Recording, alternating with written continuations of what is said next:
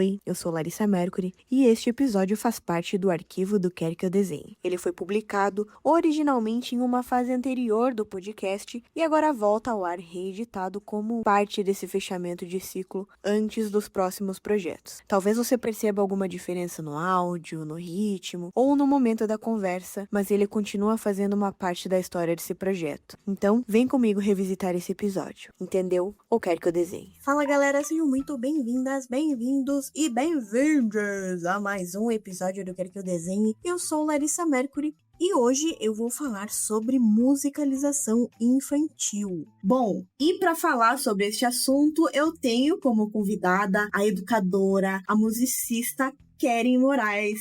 Keren, seja bem-vinda, sinta-se à vontade e se apresente aí para o nosso público. Olá, pessoal, muito obrigada, Larissa, primeiramente, pelo convite. Me sinto muito honrada em estar aqui, tendo esse bate-papo com você. Bom, eu sou a Keren Moraes, como a Larissa mesma disse. Trabalho com a musicalização infantil faz uns 3 anos, mais ou menos. Trabalho também na educação infantil, em escolas da educação infantil, com a musicalização, ministrando a musicalização infantil. No particular, na clínica, né, como eu falei para vocês, onde eu trabalho há 3 anos, eu ministro a musicalização infantil e também a instrumentalização infantil. A musicalização infantil eu inicio a partir dos 6 meses de idade, indo até os 9 anos ou 7 anos, depende da criança, de algumas questões, se ela consegue desenvolver a instrumentalização ou não antes dos 9 anos. Trabalho em escolas da educação infantil faz mais ou menos 1 ano. Né? Estou aí atuando em 2 escolas e trabalho com crianças a partir de 4 meses, menos ainda que 6 meses. Então, basicamente é isso. E também, claro, já me esquecendo, sou estudante de pedagogia do 4º semestre. Porque antes de começarmos, eu queria que você falasse um pouquinho sobre ouvido absoluto. Conta um pouquinho pra gente. Claro. O ouvido absoluto é uma percepção que a pessoa tem, uma percepção aguçada que a pessoa tem em conseguir identificar uma nota musical sem que a pessoa fale que nota é aquela. Como assim? Por exemplo, eu estou com um aluno e eu toco a nota Sol. Eu deixo soar a nota Sol. E aí eu pergunto para ele que nota é aquela, qual é o nome daquela nota. E aí ele me identifica, é a nota Sol. Pelo som, ele consegue identificar a nota Sol. Então, o ouvido absoluto é a capacidade de perceber e dar o nome da nota que chega ao seu ouvido, né? Que chega ao nosso ouvido. Isso pode acontecer não só com músicas, mas com qualquer som que você escuta, como eu disse, né? A partir do som, a pessoa, né? O aluno, o músico consegue identificar que nota é aquela que está sendo soada. Então, o ouvido absoluto é uma capacidade bem rara, né, de acontecer. E aproveitando, né, que você perguntou, Larissa, sobre o ouvido absoluto, muitos artistas têm sido reconhecidos por tal habilidade. É o caso de Villa-Lobos, não sei se você já ouviu falar. Nossa, sim. Beethoven, Cláudio Abbado, Mozart, Chopin, entre outros. Né? Todos esses possuem o ouvido absoluto. Mas tem uma coisa muito relevante que eu não posso deixar de destacar aqui, que a gente não pode confundir o ouvido absoluto com o ouvido relativo. Todo músico bem treinado tem um ouvido relativo, que é a capacidade de identificar o som com base em uma referência. O ouvido absoluto não precisa de referência nenhuma. Então, por exemplo, eu nasci com um ouvido absoluto. Então, quando eu comecei a estudar teoria musical, né, praticar o violão, o professor me ensinava quais notas, né, poderia aprender, né, o sol, dó, o ré, todas aquelas questões, né, da teoria musical. E ele me falava uma vez só. Então, ele me mostrava qual era o sol, me mostrava qual era o dó, qual era o fá, uma vez só. E eu guardava aquilo. É como se fosse uma pessoa que tem uma memória fotográfica. A pessoa consegue ler ali um texto, né, algumas questões do texto, e mais para frente, no futuro, ela consegue lembrar o que ela leu, sem precisar ler de volta todo aquele texto. Então, eu simplesmente levei tudo aquilo que eu aprendi para mim. Eu não precisei ouvir de novo que nota era aquela. Simplesmente eu guardei na minha mente, né, no meu coração, e levei isso para frente. Mas o ouvido relativo, a pessoa precisa de uma referência. Então, quando o ouvido absoluto não precisa de uma referência, o professor simplesmente toca o sol lá e pergunta para o aluno que nota é essa, e ele já identifica, o ouvido relativo precisa de uma referência. Então, ele por exemplo, o professor pede, né? Cante para mim a nota Fá. Como é o som da nota Fá, né? Como é suado. E aí, a pessoa que tem um ouvido relativo vai precisar de uma referência. Então, ele primeiro, Dó, Ré, Mi, Fá. Aí, a pessoa, o aluno, consegue identificar antes, com a referência do Dó, ele consegue dar a nota Fá, então, para o professor. Consegue identificar a nota Fá que a pessoa pediu. Então, o ouvido relativo precisa de uma referência.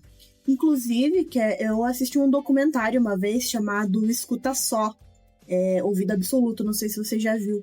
E ele fala sobre esse fenômeno, né, de pessoas que identificam as notas musicais, né, em meio a diferentes sons.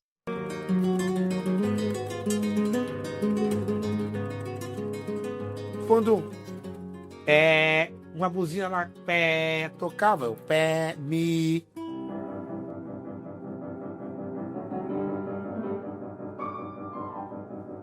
Como eu era muito nova, tinha mais ou menos 5 anos, eu não tive tempo eu não sabia o que era aquilo.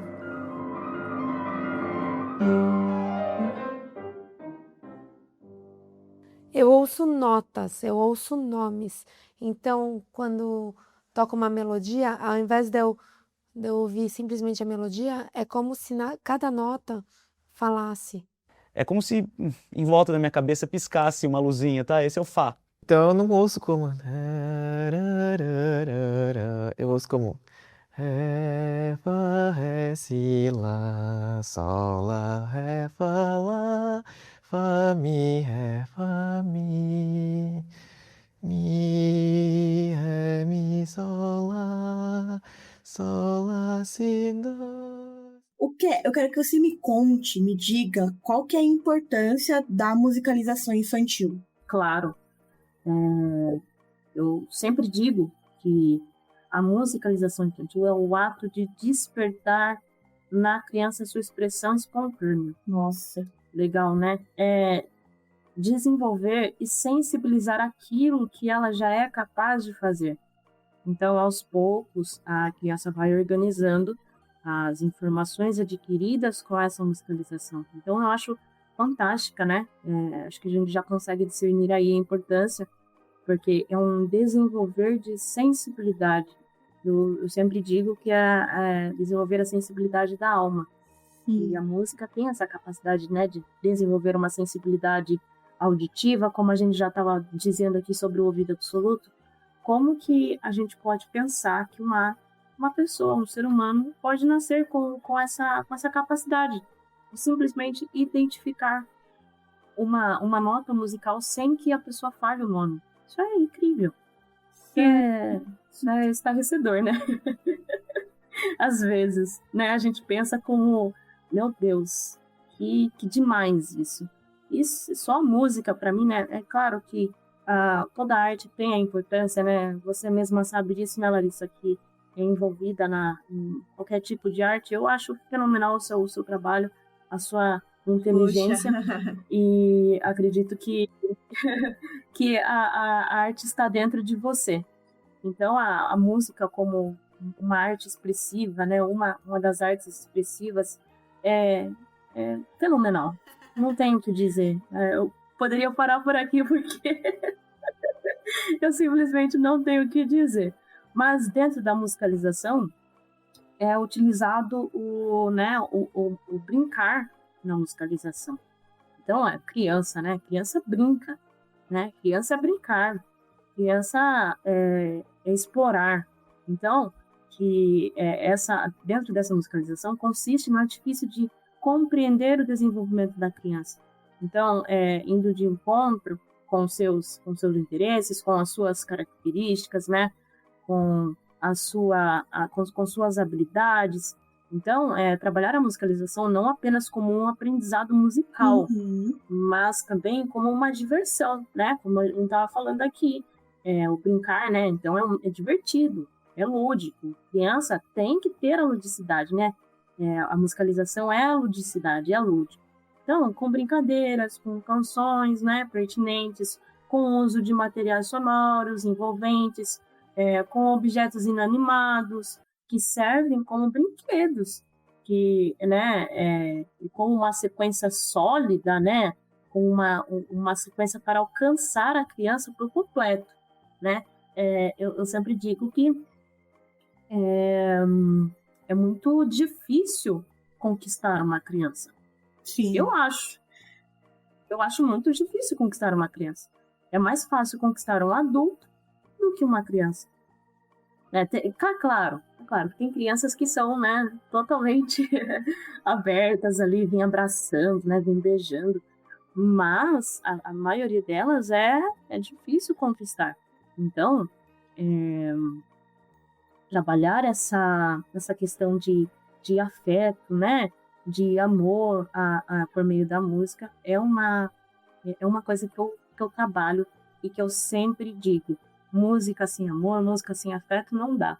Então, e criança é tudo isso, né? É música, é afeto, é brincar, é diversão. Então, se a gente conquista ela pelo afeto, pelo amor, já tá tudo certo, tá tudo ganho. Isso é muito lindo. Enquanto você tá falando assim, eu tô com um sorriso tão grande no rosto. se isso fosse gravado em vídeo, as pessoas iam ver minha cara de bocó, de boba. Ai, que fofa. E você comentou lá no início sobre os diferentes idades, né? E entre começar na musicalização e começar no instrumento, qual que é a melhor opção para a criança? Então, eu sempre falo para os pais, eu explico para os pais quando eles chegam para mim, eles chegam assim: Larissa, a criança tem lá seus 4, 5 anos. E eles perguntam assim para mim: quando que o meu filho pode começar na instrumentalização? Então eu sempre respondo, eu sempre explico que a criança ainda com 4, né, 3 anos, 4, 5 anos, é muito pequena ainda para começar a instrumentalização. É claro que se você procurar, e você vai achar muitos lugares que começam a instrumentalização até a partir dos 5, 6 anos. Então, isso é para mim é bem, bem louco, sabe? Uhum. Porque eu acho que é claro que, respeitando todas as percepções do professor, né? A minha percepção não é a mesma de um outro professor. Então, a gente tem que respeitar isso. Se algumas escolas começam antes, tudo bem, eu começo depois. Eu vejo que depois é mais eficaz. Pela questão por exemplo, vamos elencar, né? Da questão da concentração, né? Eu sempre digo que há um tempo de concentração para cada idade. Por exemplo, 2 anos, a criança vai ficar concentrada por 5 minutos em uma atividade, né? 4 anos, você tem O filhos. Arthur que eu diga, né? Você tem filhos. Então, 4 anos, por exemplo, vai ficar... Eu não lembro agora de cabeça, para 6, não lembro mesmo. Mas, por exemplo, vamos chutar aí. 4 anos vai ficar 10 anos. Vai ficar 10 minutos concentrado em uma atividade. Ou 5 minutos. Então, vamos dizer que se eu for trabalhar a instrumentalização com a criança de 5 anos que fica 5 minutos, ou 3 que seja, ou 4 minutos, não dá, não tem como. Porque a criança precisa ali, né, entender da teoria para ir para a prática. Então, eu acho bem complicado a criança pular etapas. Eu até fiz um post recentemente, Larissa, falando sobre a importância de não pular etapas. Então, por exemplo, se uma criança tem 5 anos completos, então ela vai para a musicalização infantil. Se a criança tem lá seus 7, 8, 9 anos, então, e a criança tem uma desenvoltura para um instrumento, por exemplo, o pai toca violão, e a criança lá é apaixonada pelo violão do pai, pega, toca, brinca lá, faz algum som, né, tira um som do violão ali da corda, né, acha bonito, acha legal e fala assim, ai, quero muito aprender violão, mãe. Então, há a possibilidade da gente fazer uma avaliação, né? De a gente fazer uma avaliação de como é a concentração dessa criança, por exemplo, que é uma questão muito importante que eu elenco já no primeiro, já coloco a concentração no topo lá. Essa é o pré-requisito mais importante, a concentração. Se a criança não se concentra, não tem como eu trabalhar a instrumentalização com uma criança de 7 anos se ela não se concentra. Ela não tem uma concentração ali eficaz. Então, eu sempre digo que pular etapas não é bom. Se você puder respeitar etapas, respeite. Eu não tive a oportunidade, infelizmente, de fazer musicalização infantil, né? Pela falta de recurso, né? Também por falta de conhecimentos, meus pais não sabiam o que era musicalização na época. Então, eu aprendi a tocar de ouvido, né? Eu ouvia o meu pai tocando violão, e eu simplesmente imitava o que ele fazia. Então, eu aprendi por imitação e pelo ouvido, pelo ouvir. Então, os meus pais não sabiam o que era musicalização infantil. Eu fui de interesse próprio para aprender o instrumento. Não foi porque eles tinham esse desejo que eu aprendesse algum instrumento. Tem pais, né, Larissa, que têm o desejo que as crianças aprendam, né, um instrumento. Por exemplo, assim, eu não tive a oportunidade de aprender um instrumento quando eu pude, então eu quero que meu filho aprenda. Os meus pais, eles não eram assim. Meu pai sempre tocou, eu ouvi ele sempre tocando, mas ele não falava assim, você não quer aprender violão? Você não quer fazer isso? Você não quer aprender isso? Não. Foi por uma vontade própria. Eu o via tocando, então eu senti também o desejo de aprender a tocar. Então, quando eu via ele tocando, eu ia pegar em casa a gente sempre teve violões, muitos violões, né? Tinha de 6, 7 violões e tal.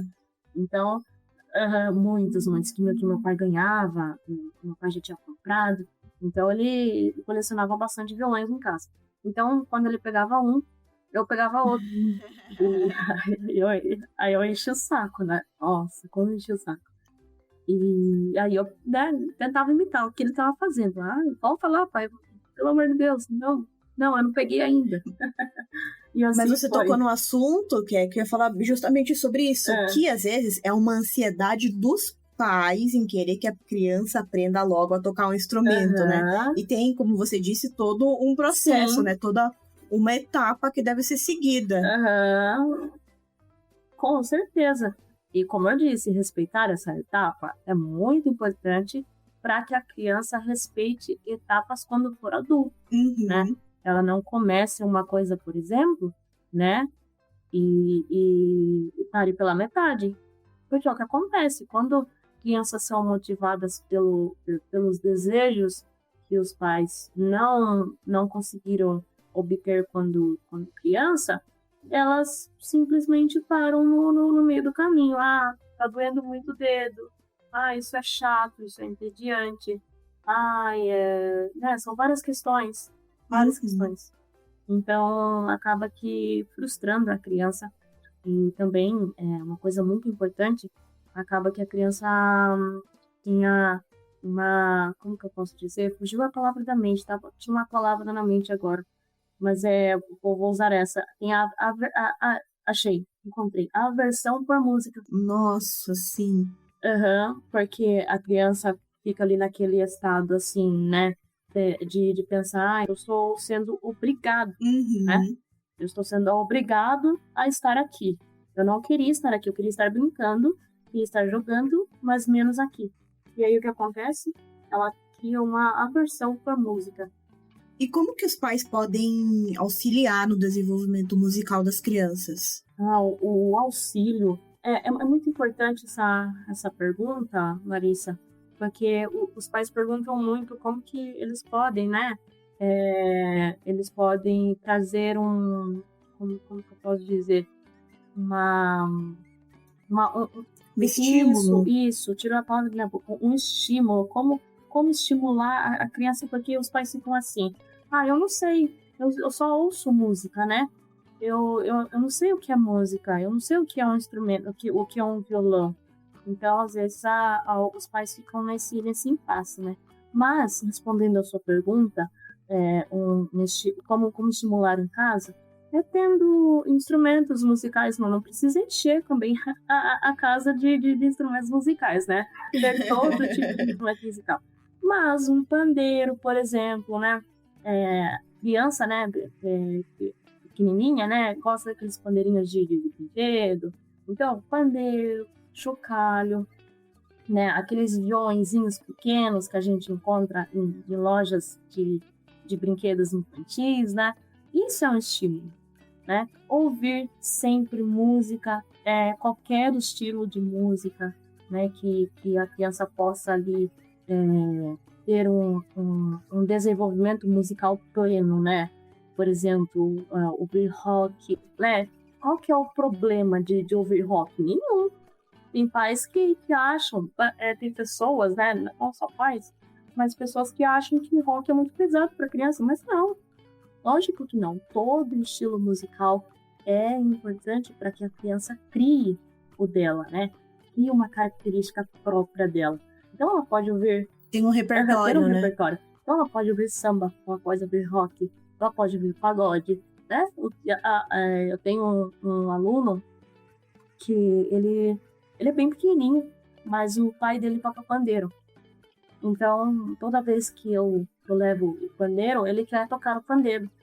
Então, se a mãe estimula a criança de forma que, por exemplo, o pai toca ali, né? Mesmo que o pai não saiba tocar, por exemplo, mas arranha ali o violão, tenta tirar um som ali do pandeiro, a criança vai sentir desejo de fazer o mesmo. Porque criança, Larissa, como eu disse, né, ela aprende por imitação. Criança, ela não vai pelo que você fala, ela vai pelo que você faz. Então, se você faz algo diferenciado, diferente em casa, a criança vai te imitar. Seja isso para o bem, ou seja para o mal. Uhum. Então, se você toca desde sempre em casa, né? Por exemplo, na gestação, né? Que é uma coisa muito importante, que a música é elucidada na criança desde a gestação, né? Não é depois que ela nasce. A criança tem o prazer da música desde a gestação. Então, se, por exemplo, o pai toca para a criança um violão enquanto o bebê ali está desde o início da gestação, né? Vamos dizer assim. Vamos colocar um tempo. Vamos colocar desde o início da gestação. Então, a criança vai ouvindo a música, né? Vai tendo a percepção do que daquele som. Então, quando ela nascer, ela vai identificar que ela ouvia isso há muito tempo. Claro que a criança não vai saber o tempo exato, né?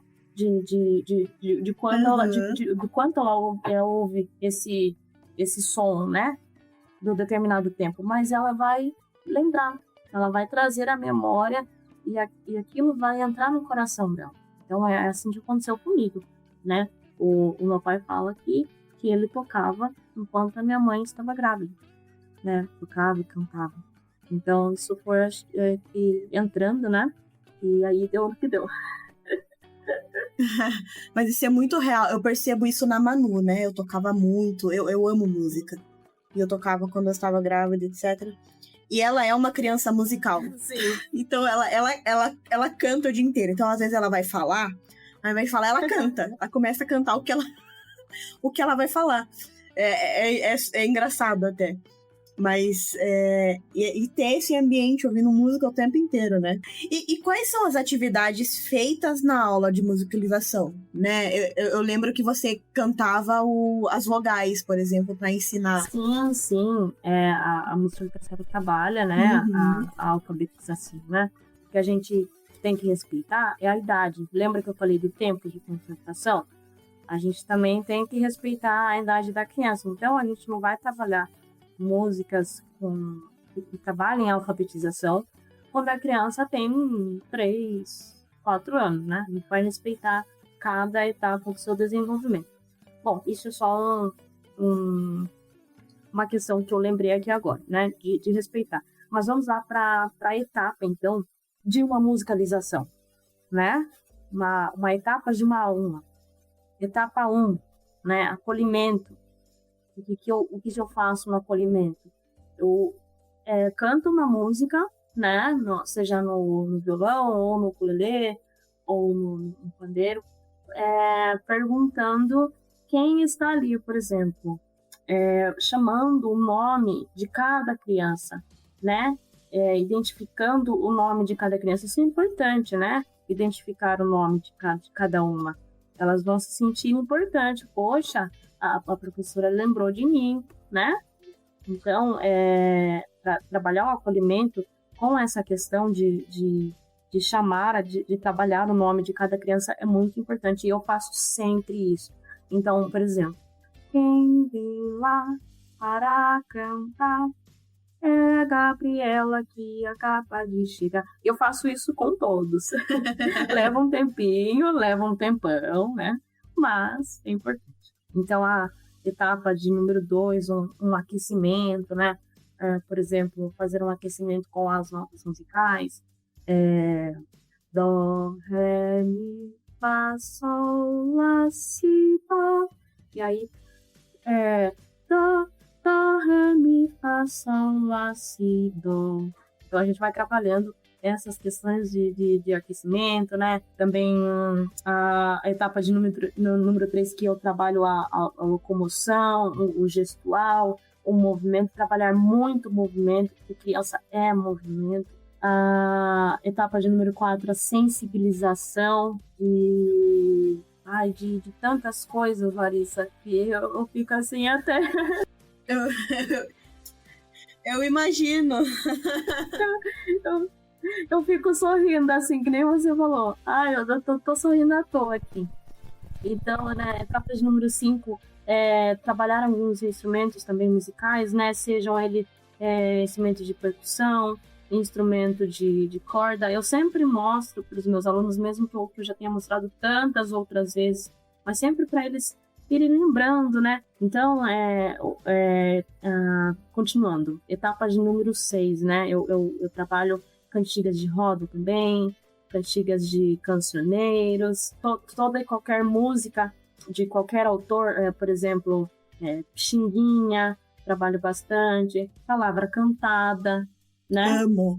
Bia e Nino, nossa, muitos, Margarete D'Arezzo, mas são muitos nomes que a gente pode trabalhar canções, não só cantigas de roda, mas muitas canções lúdicas que a gente pode trabalhar na musicalização infantil, trabalhando o repertório da criança. E aí a gente vai para a etapa de número 7, né? Relaxamento. Relaxamento, às vezes eu trabalho com bolinhas, sabe aquelas bolinhas gostosas, confortáveis, macias. E aí eu vou deslizando assim no corpo da criança, com muito carinho, com muita leveza, né? Às vezes tem um auxiliar ali comigo, se a criança é muito pequena, então a auxiliar vai fazendo esse trabalho, porque são muitas crianças, que são de 5 a 10 crianças, né, que ficam no ambiente comigo, então eu preciso de um apoio, de um respaldo. Então eu passo ali, né, eu mostro como fazer, e aí as auxiliares vão fazendo aquele carinho, aquele movimento com a bolinha, aquela massagem, aquele relaxamento gostoso, né, que toda criança gosta e quase dorme. E a despedida, né? Assim como a gente tem o acolhimento, a gente tem que ter a despedida, né? Então, tchau, tchau, tia Kelly. Tchau, tchau. Eu cheguei lá, né, nas escolas que eu trabalho, e aí todas as professoras, né, todos os auxiliares sabem essa música, né, de cor e salteado. E aí toda vez que eu canto, né, as pedidas, aí elas, tchau, tchau, tia, Kelly, tchau, tchau. Ai, é divertido. É divertido. Que demais. Bom, para finalizar, Kelly, de tudo que você compartilhou aqui conosco nessa entrevista, o que você considera imprescindível na educação musical? Eu acho que aquilo que eu já falei, Lari, eu vou repetir, que é uma questão imprescindível para mim. Respeitar a criança. O respeito à criança é muito importante.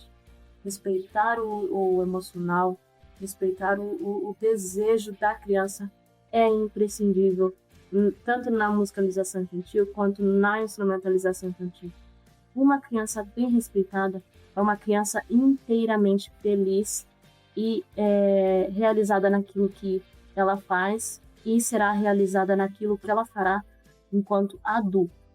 Então, respeito à criança. Isso é o mais importante.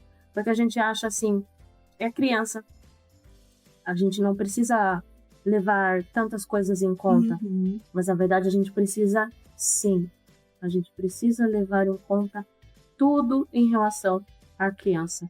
Uma coisa importante que eu lembrei agora, só para não é rapidinho, para não tomar muito tempo, as pessoas acham também que tudo que é relacionado à criança, por exemplo, eu ouço mais na música isso. A professora Keren vai cantar musiquinhas agora. A professora Keren vai tocar o violãozinho, vai tocar o ukulelezinho, né? Vai tocar o pandeirinho. As pessoas, né, elas medem o nosso trabalho de uma forma pejorativa. Não que não seja legal essa questão do diminutivo. Eu acho que tem tempo para tudo, né? Tem tempo de usar o diminutivo. E acredito que não só a minha profissão, mas todas as outras profissões também, como a terapia infantil, né? Musicoterapia, como a questão de um psicólogo infantil, um fonoaudiólogo. Você não fala, né, um fonoaudiologuinho, né? Você não diz, vou levar lá o meu filho no psicologuinho, né? Você não diz isso. E as pessoas, elas simplesmente pensam que o nosso trabalho, né, o trabalho da música, é uma questão, assim, não tão importante, né? Então, eu coloco aqui, eu enfatizo que o respeito à criança é imprescindível, mas que também levar a compreender que a importância da música na educação infantil é prioridade, é importante sim, né? Para trabalhar o acolhimento, né, da criança, como a gente falou aqui, das etapas, para trabalhar o afeto, para trabalhar o amor. Então, a gente está trabalhando com criança, com primeira infância. Então, é na primeira infância que a gente trabalha a questão do caráter da criança, né? Se a gente trabalha o caráter desde cedo, isso não importa? Claro que importa, né? Para que ela seja um adulto de respeito. Se a gente respeita a criança hoje, ela será uma adulta, um adulto respeitado lá na frente. Então, é uma questão imprescindível, Lari. Respeito à criança e também respeito ao que nós estamos fazendo, né? Ao que nós estamos proporcionando à criança. Lindo que você falou. Acho que é importantíssimo essa sua fala. Esse respeitar a criança, esse acolhimento e o respeito para com o seu trabalho, para com o meu trabalho, né? O artista, ele é muito taxado como... Vou falar aqui a palavra, né? O vagabundo. Uhum. Você só trabalha com isso? Você não tem uma outra profissão, né? Que existe muito além do que se vê, é de extrema importância. Sim, com certeza. Keren, muito obrigada, muito mesmo. Imagina. Foi um prazerzaço conversar contigo. Eu quero que você deixe suas redes sociais, eu quero que você chame o pessoal para conhecer o seu trabalho, conhecer esse trabalho lindo que você faz, aliás. Obrigada, Larissa. O seu também viu? Obrigada. Agradeço mais uma vez pelo convite. Eu me sinto honrada sempre em poder falar com você, em poder trabalhar com você. As pessoas não sabem, mas a gente já teve, né? Já trabalhamos juntas, né? Já estivemos juntas muitas vezes, diversas vezes. E para mim é uma honra estar com uma pessoa tão inteligente, tão evoluída, né? Socialmente, como pessoa, como ser humano, né? Como mãe, como esposa, como tudo, como profissional. Então é sempre muito muito relevante para mim estar com você, falando com você e ouvindo a sua voz, Mari. Eu amo você. Meu Deus! Agora eu derreti. Kelly, muito obrigada! Amo você, amo seu trabalho, parabéns, viu? O meu arroba no Instagram é Musicalização Infantil. Musicalização Infantil. Eu também vou deixar na descrição do episódio para vocês seguirem, tá bem? Sim, porque eu acredito que é um pouco difícil, né, de entender, talvez, para algumas pessoas. Então, Musicalização Infantil, né? Colocando na descrição, fica tudo mais fácil, né? A pessoa copia e cola lá. Show de bola! Obrigada, Keren. Obrigada mais uma vez, Nath. Gostou do episódio? Fica ligado aí. Não esquece de clicar em seguir aqui no aplicativo, além de dar aquela dedada no sininho. E assim que eu publicar um conteúdo novo, você será o primeiro a saber. Entendeu? Ou quer que eu desenhe?